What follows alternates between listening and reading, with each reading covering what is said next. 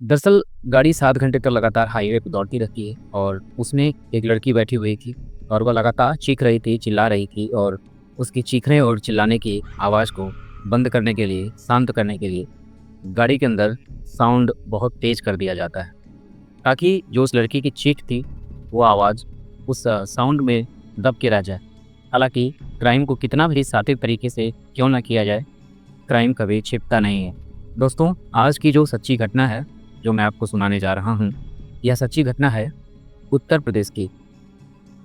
उत्तर प्रदेश में एक जगह है लखनऊ और इसी लखनऊ का एक थाना लगता है वजीरगंज।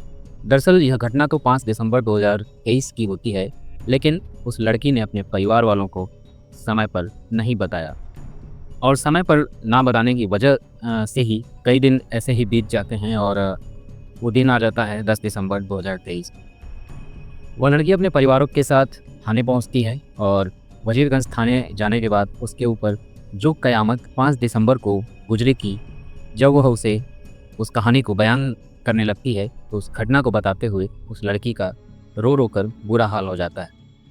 दरअसल वह लड़की बताती है कि वह इस शहर में एक नामी गामी कॉलेज में पढ़ती है और उसकी उम्र लगभग 19 साल के करीब होती है। उसके पिता पीसीएस अधिकारी हैं और जिनकी पोस्टिंग लखनऊ के अंदर ही है और वह लड़की केजीएमयू जो कि एक मेडिकल कॉलेज है और उस मेडिकल कॉलेज में एक मानसिक चिकित्सालय भी है, जहाँ पर लड़की कई महीनों से लगातार जाया करती थी ताकि अपने दिमाग का इलाज करा सके। क्योंकि उस लड़की के साथ कोई प्रॉब्लम, कुछ स्ट्रेस था, उस स्ट्रेस को ख़त्म करने के लिए ही वह लड़की उस कैंपस में जाया करती थी और एक दिन यानी कि 5 दिसंबर 2023 को जब वह डॉक्टर के पास जाती है, तो उसका अपॉइंटमेंट था उस दिन।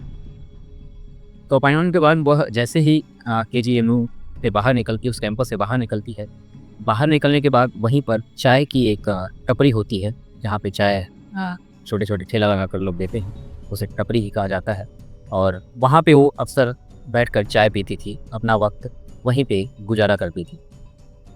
तो वक़्त बिताने के लिए उस चाय की टपरी पर वो बैठ जाया करती थी अक्सर और इसलिए दुकान पर उसका आना-जाना कुछ ज़्यादा ही होने लगा था और इस चाय की टपरी को चलाने वाले का नाम सत्यम मिश्रा होता है।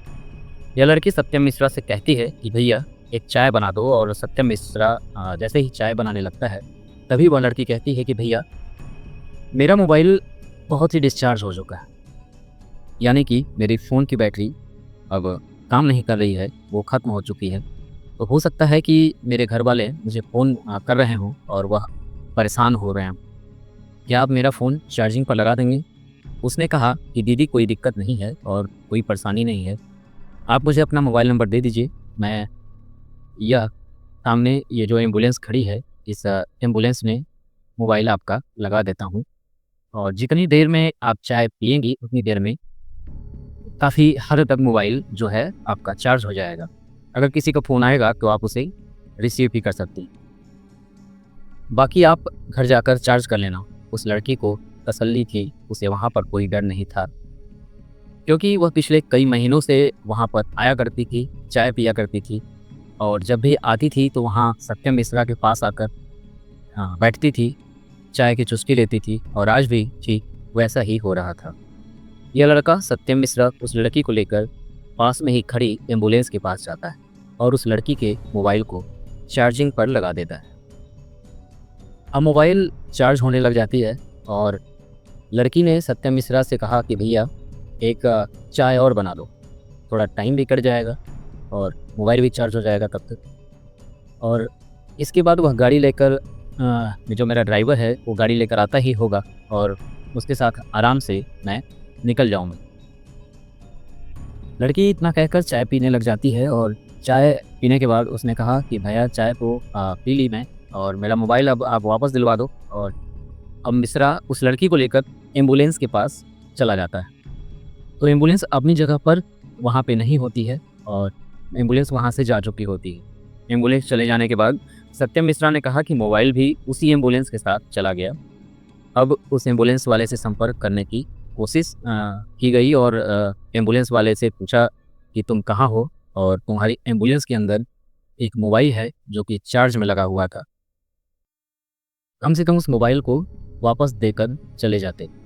जैसे ही एम्बुलेंस ड्राइवर को मोबाइल के बारे में पता चलता है तो वह कहता है कि तुम परेशान मत होना, मोबाइल एम्बुलेंस में सही सलामत है, मेरे पास ही है।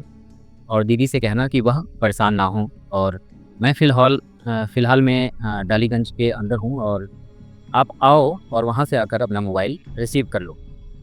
अब जैसे ही सत्यम मिश्रा उस लड़की को लेकर डालीगंज पहुँचता है तो डालीगंज जाने के बाद पता चलता है उन्हें कि अब एम्बुलेंस डालीगंज में नहीं है। अब एम्बुलेंस वहाँ से भी जा चुकी, लेकिन वहाँ पर एक और लड़का मिलता है और यह लड़का जो यहाँ पर मिलता है कुछ देर पहले इस सत्यम मिश्रा की चाय की दुकान पर ही वो चाय पी रहा था। उस लड़के को देखकर उस लड़की ने कहा कि यह भैया तो अभी आपकी चाय की दुकान पर ही थे। और सत्यम मिश्रा कहता है कि यह मेरा दोस्त है, ये मेरा फ्रेंड है, ये मेरा दोस्त है और चाय की दुकान पर यह थोड़ा परेशान भी हो गया था आपके मोबाइल को लेकर, लेकिन आप परेशान मत हों। अब उस एम्बुलेंस वाले से फिर पूछा जाता है कि एम्बुलेंस कहाँ पर है। एम्बुलेंस वाला कहता है कि एम्बुलेंस तो अब आईटी चौराहे के पास पहुँच चुकी है। आईटी चौराहे के पास एम्बुलेंस चली जाती है, इसलिए वो वहाँ पे बुलाता है और आईटी चौराहे के पास, और इसी वक्त वहाँ पर एक वैगनार कार आ जाती है जहाँ ये लोग खड़े रहते हैं। और इस वैगनार कार में उस लड़की को बैठाया जाता है और कहा जाता है कि आईटी चौराहे तक चलना है और वहाँ चलने के बाद तुम्हारा मोबाइल तुम्हें मिल जाएगा। उसे सांत्वना भी आ जाता है कि परेशान मत हो, अब तो वैसे भी तुम्हारा मोबाइल काफ़ी हद तक चार्ज भी हो गया होगा। अब गाड़ी के अंदर 3 लोग बैठ जाते हैं। एक लड़का, वह जिसका नाम कि सत्यम मिश्रा होता है, दूसरा लड़का जिसका नाम असलम होता है जो चाय की टपरी पे चाय पी रहा था, और वो लड़की। ये तीनों लोग उस कार में अभी मौजूद थे। और जो अभी कार लेकर आया था उसका नाम सुहेल था और वह भी बाजार का ही रहने वाला था। ये 3 लड़के और एक लड़की, उसको मिला के 4 लोग हो जाते हैं। एक लड़की, अब यह लोग आईटी चौराहे की तरफ चल देते हैं, लेकिन जैसे ही आईटी चौराहे की तरफ जाते हैं तो वहाँ भी एम्बुलेंस नहीं होती है। अब लड़की थोड़ा परेशान हो जाती है, वह अभी तक समझ ही नहीं पा रही थी कि यह हो क्या रहा है। शायद ना समझने की वजह भी यही रही होगी क्योंकि वह लड़की मानसिक तनाव की मरीज़ थी, मानसिक तनाव की शिकार थी और उसका इलाज भी चल रहा था। खैर, एम्बुलेंस आईटी चौराहे पर भी नहीं मिलती है और उन लड़कों ने कहा कि वह जो बाराबंकी की तरफ रोड जाता है, वह एम्बुलेंस उधर की तरफ ही गई है, चलो अब उस रोड की तरफ चलते हैं। अब उस वैगनार कार में उन 3 लड़कों के साथ वो लड़की भी चली जाती है और बाराबंकी की तरफ जाते हुए उनको एम्बुलेंस के पीछे घूमते हुए काफ़ी वक्त बीत चुका था और कई घंटे बीत चुके थे और उस लड़की को भूख भी लग रही। तभी सत्यम मिश्रा, जो चाय की टपरी का मालिक था, वो कहता है कि दीदी, यदि आपको कोई ऐतराज़ ना हो तो क्या आप हमारे साथ कुछ खा सकती हैं? तो थोड़ा खा लो, उसके बाद फिर आपका मोबाइल जल्दी ही मिल जाएगा। अब यह तीनों लड़के उस लड़की को ढाबे पर ले जाते हैं। वहाँ जाने के बाद वह खाना खाने लग जाते हैं साथ में, और खाना खाने के बाद उस लड़की को वापस कार में लेके बैठ जाते हैं। और जैसे ही वह लड़की इस बार कार में आती है, उस लड़की को लगता है कि खाना खाने के बाद उसकी हालत पहले जैसी नहीं रही है, उसकी हालत बिगड़ रही है। बल्कि उसे ऐसा लग रहा था कि जैसे उसे नींद आ रही हो। यानी उस लड़की को खाने के साथ कुछ पीने की ऐसी चीज़ें भी दी गई थी जिसमें कि कुछ नशीला पदार्थ मिलाया गया था और उस नशीले पदार्थ से ही उस लड़की की हालत अब पहले जैसी नहीं रही। तभी उन लड़कों ने उस लड़की के साथ बदतमीजी भी करना शुरू कर दिया। उस लड़की ने विरोध करना चाहा और जैसे इस लड़की ने विरोध किया तो उन्होंने गाड़ी के शीशे जो कि अब तक नीचे थे उसे ऊपर चढ़ा दिया और अब गाड़ी पूरी तरह से साउंड प्रूफ हो जाती। लेकिन उनको लगा कि शायद अब भी हल्की हल्की आवाज़ बाहर जा रही है और इसी बीच उन्होंने कहा कि इसकी आवाज़ को दबाने के लिए उन्होंने उस गाड़ी में जो साउंड लगा हुआ था उस साउंड का जो आवाज़ था उसे तेज़ कर देते हैं और गाना जो है तेज़ से शुरू हो जाता है बजना और गाड़ी हाईवे पर दौड़ना शुरू हो जाती है। अब गाड़ी हाईवे पर दौड़ती जा रही थी और उन्होंने चलती कार में लगातार उस लड़की के साथ बारी बारी से बहुत ही घिनौना गंदा काम करना शुरू कर दिया। ये बलात्कार ही था और जब तक उनका दिल नहीं भरा तब तक सबने बारी-बारी से यह घिनौना काम को अंजाम दिया।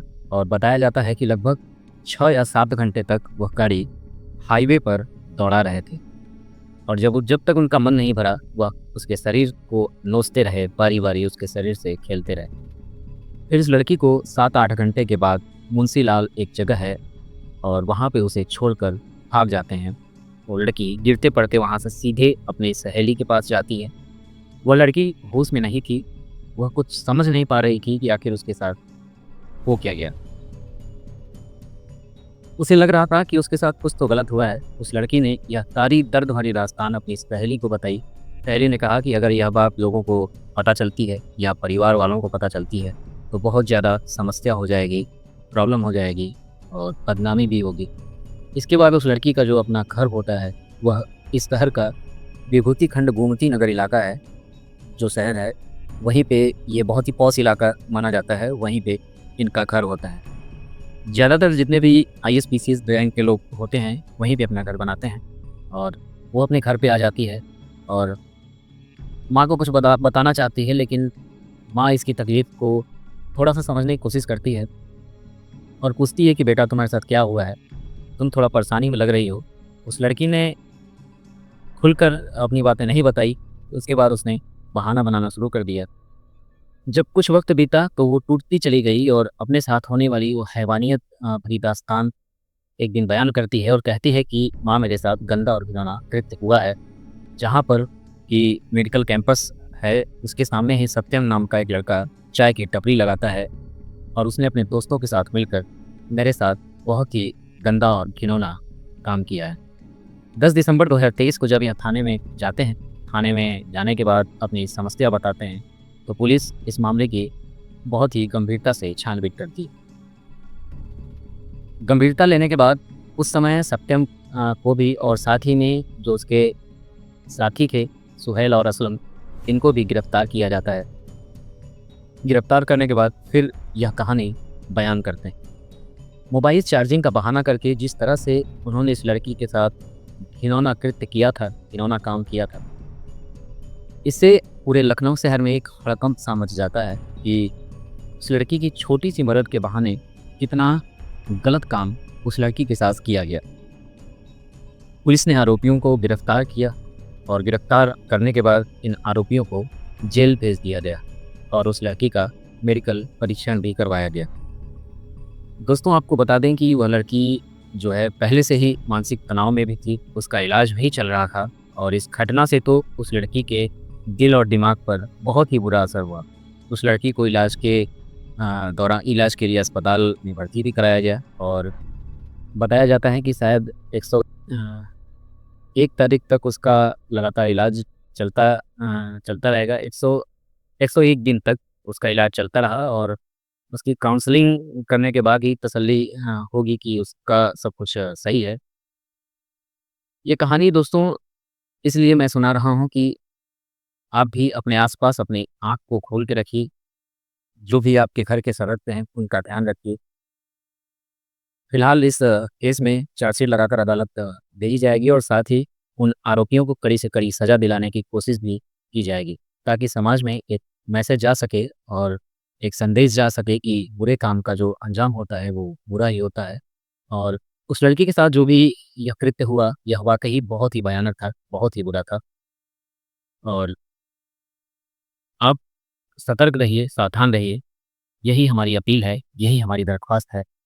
तो मिलते हैं अपने अगले वीडियो में, आज के लिए बस इतना ही। नमस्कार।